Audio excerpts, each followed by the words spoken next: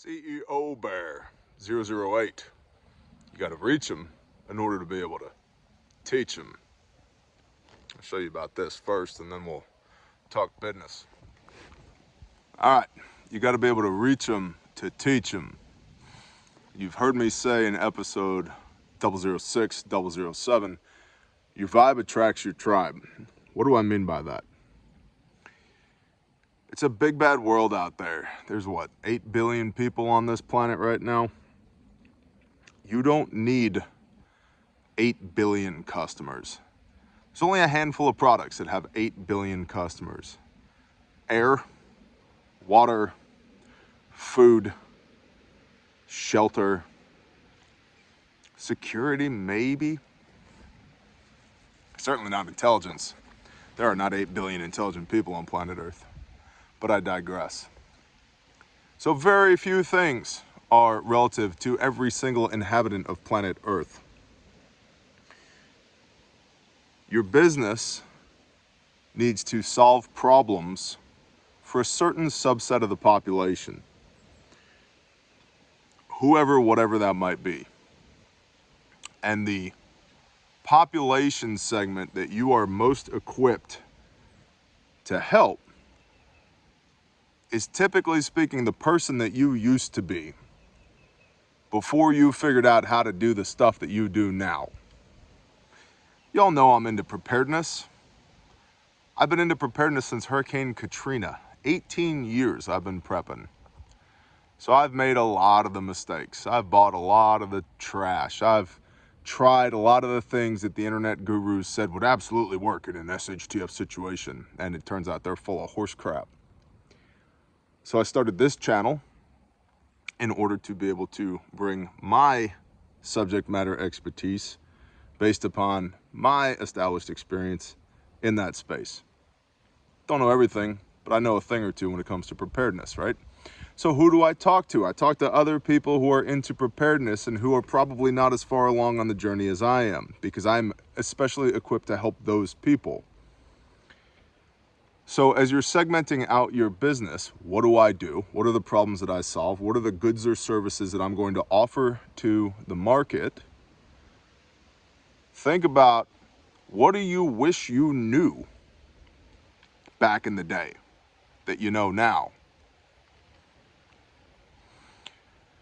A lot of products especially, but also services, are geared around doing something better or doing something cheaper. Easier or cheaper. Those are kind of the main two columns when it comes to products. Something better, something cheaper.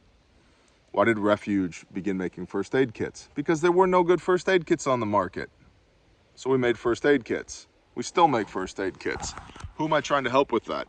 The people that don't have the time to F around on the internet or go to 40, 80, 300 hours worth of classes to determine what actually works and what doesn't, who don't have the subject matter expertise, who don't have the, air quote, time to waste to try and put something like that together, and who want to support American businesses and buy the best products. That's who we help. That's who we reach. And you have to be able to reach them before you can teach them. That's the whole point of this. When we go back to 007, branding, marketing, sales, know, like, and trust. The people that you're most likely to connect with are the people who are most like you. Now, that's not 100% accurate, but there has to be some level of crossover, right? Some level of agreement in order for you and whoever your target audience is to get along, right? Two cannot walk together unless they be agreed. So you have to ask yourself in your business plan, and you have to audit this regularly, who am I serving and how am I serving them? You have to be able to reach them before you can teach them. And then you can think about, what methodologies am I going to use to reach them? Facebook, Instagram, TikTok, LinkedIn, YouTube, email marketing, word of mouth, radio advertisements, podcast advertisements, live demos, retail, endorsements, influencer marketing. All of these are just different ways for you to reach people. there is, certainly, there are things that work and things that don't.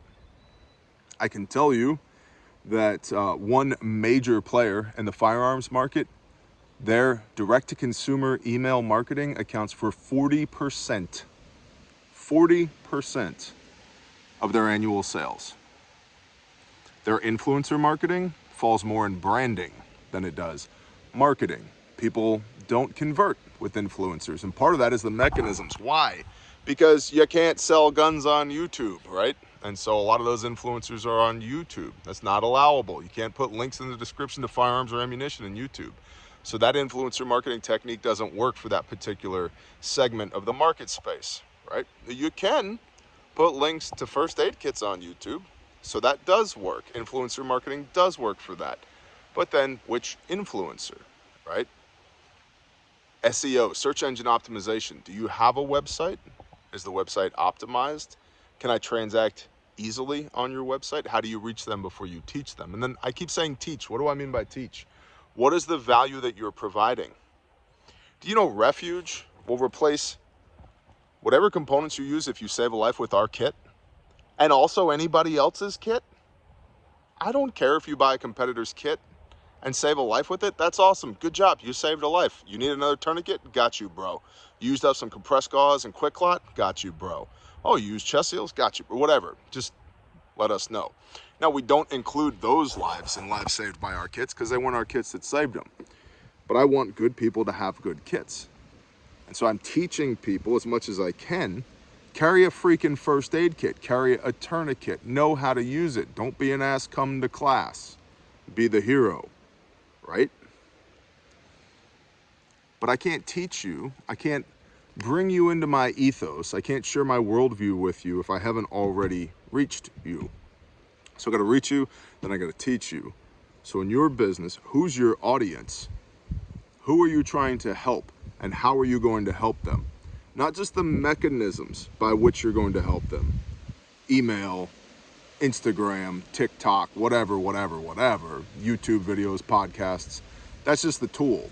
What work are you going to do with the tool? Prepper Classroom here on YouTube. 30-ish episodes.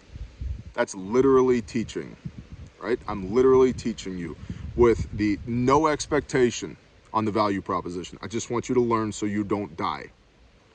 I don't know if you noticed, that's what this whole channel is about. I want you to learn so you don't die. I'm also, in case you haven't noticed, a huge fan of entrepreneurship. Again, not everybody's cut out for entrepreneurship, but those of us that are need as many tools in our toolkit as we can get because it's freaking hard. And I want to help. I want to teach you, right? I got to reach you first. I want to teach you so you can take control of your life back. So you work for you, not the man. I work for the Most High. People tell me all the time, Bear, you do such a good job. You know what I usually tell them? You can thank my boss.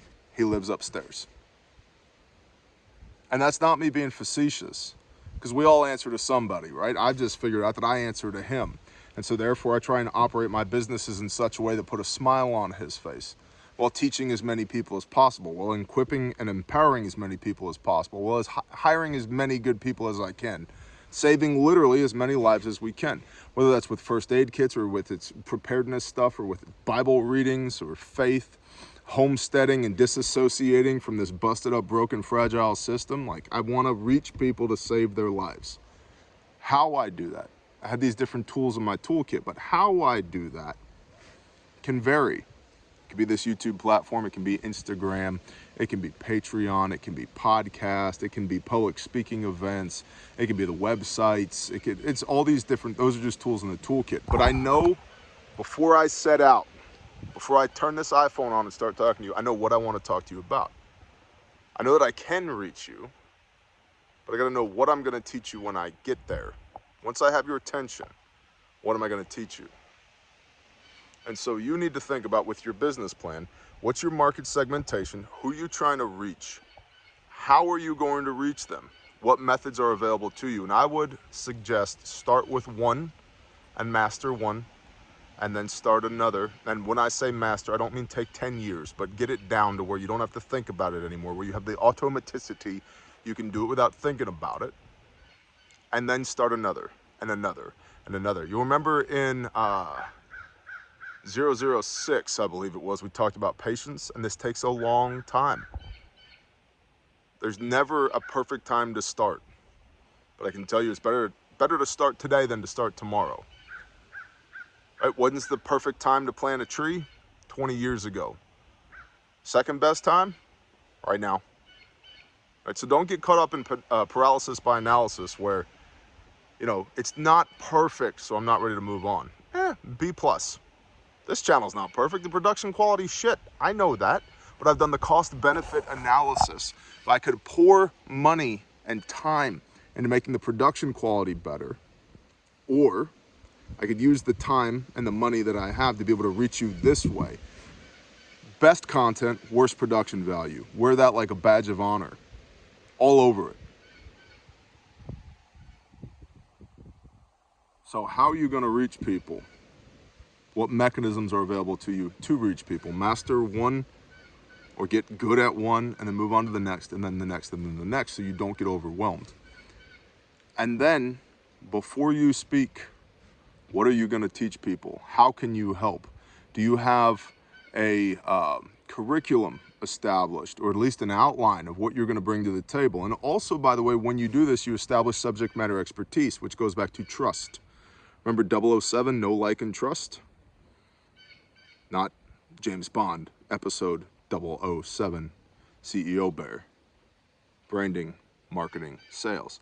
People got to know you, they got to like you, they got to trust you. And so when you're teaching people, the value proposition is that I give on the front end, and then create an opportunity for you to voluntarily transact on the back end. And I have no expectation of you transacting.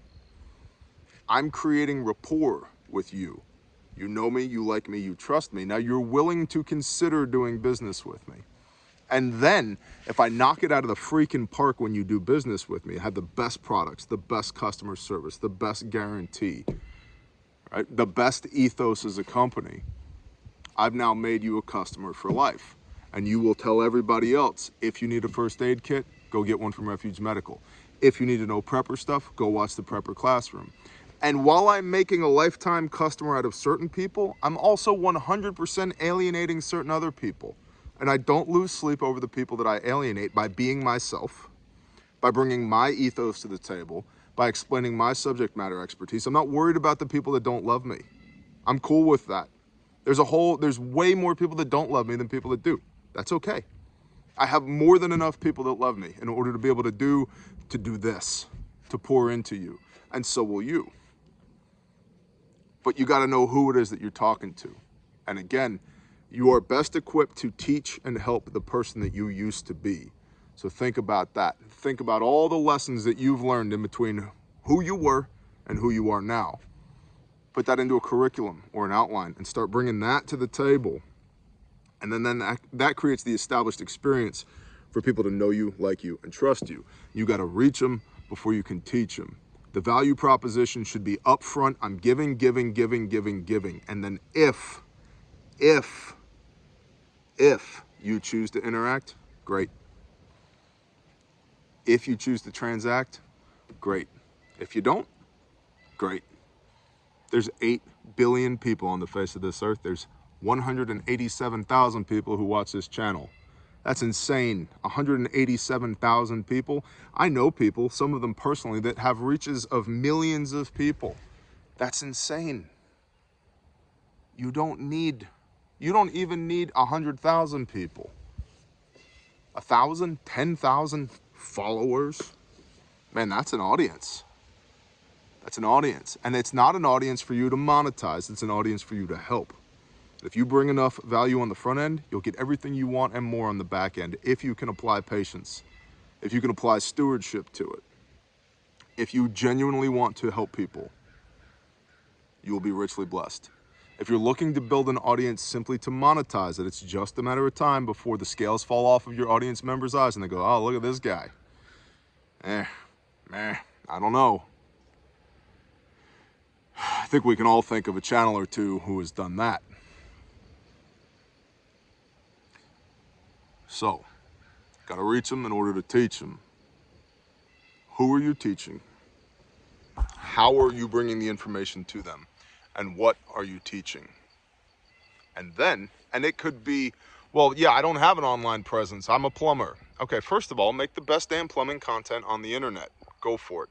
Second of all, maybe there's a trade school that you can get involved in, which also gives you a pipeline to apprentices that allow you to pour into people while also having access to low-cost labor. Right?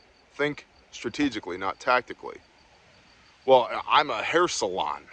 What am I going to teach people? I don't know shit about hair. You could probably teach me a thing or two about hair. Do tutorials. Explain how you set up your station. Why I use this nail polish versus that nail polish. I don't know. But you do. You do. And if you did a video on how to put highlights in somebody's hair, I'm probably not going to watch it. And that's okay. But there's millions of other people that will. There's 2 billion people on YouTube. 2 billion people on YouTube. A quarter of the planet is on YouTube. Somebody will watch your highlight video. And they're going to go, I like this person. I want to find out more about this person. Then they're going to go to thisperson.com. They're going to learn even more about you. And if they choose to transact with you, great. And if they don't, great. But people should always leave you better than they came. That's the idea. Zig Ziglar, I believe it was, said if you help enough people get what they want, eventually you will get what you want. You got to reach them before you can teach them. CEO Bear 008. Bless y'all. Shalom. See that smoke coming off of the barrel? There you go. 180 rounds. Just doing some accuracy testing, making sure that we can still hit that half-size silhouette target out there, which we can, no problem. 4 power, got it set on 4 power. Easy peasy. Something else worth noting, saw rig will hold 3 PMags front to back like that as well for your 5.56 or your 300 blackout, and you got 3 of those pockets, 1, 2, 3. So you could run 9 mags up front if you wanted to say nothing of your big side pouches over here. So yeah, you could probably get 15 mags in this thing if you had to. Although that'd be a shitty situation, huh? 15 mags worth of stuff. What are we going to do? Blah.